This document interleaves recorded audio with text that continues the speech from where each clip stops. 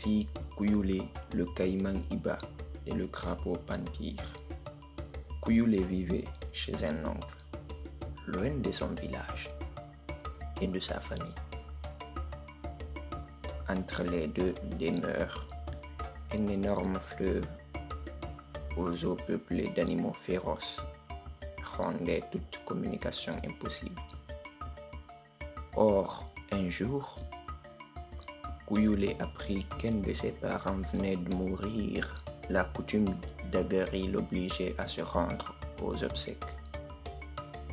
Elle s'en alla donc toute seule vers le fleuve, dans l'espoir insensé de le passer. « Je n'ai point de pirogue, se disait-elle, et je ne sais pas nager. » Elle s'assit sur la berge et pleura longuement. Tout à coup, Iba le caïman à la queue coupée apparut devant elle à la surface de l'eau et lui dit « Kouyoulé, petite Kouyoulé, comme je te plains, viens avec moi. Je te transporterai jusqu'à l'autre rive, mais à la condition que tu te garderas bien de la raconter à qui que ce soit.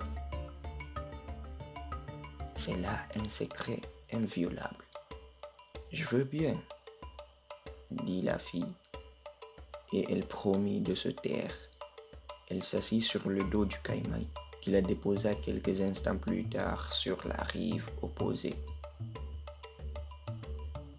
Mais le vieux crapaud Pantir, caché dans les feuilles mortes, avait tout entendu et, résolu de la perdre, se jeta sur ses traces.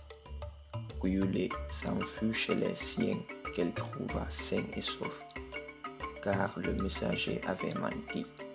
Ses parents étonnés la questionnèrent, mais elle refusa obstinément de livrer son merveilleux secret.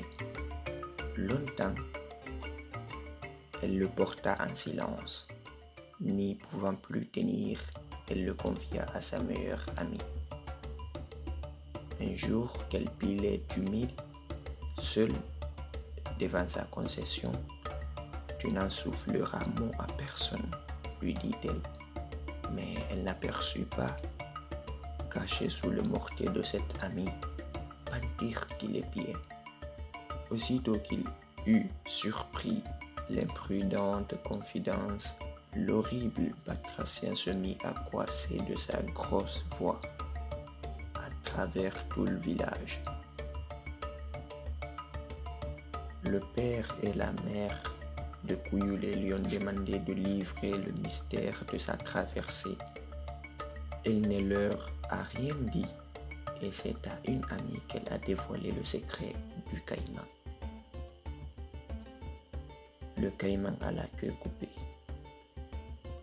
Kouyoulé essaya bien de rattraper le vilain crapaud et lui ferma la bouche, mais elle ne le put. Tout le monde apprit la nouvelle. Le caïman l'apprit, lui aussi attendit son retour pour l'interroger, puis il la dévora.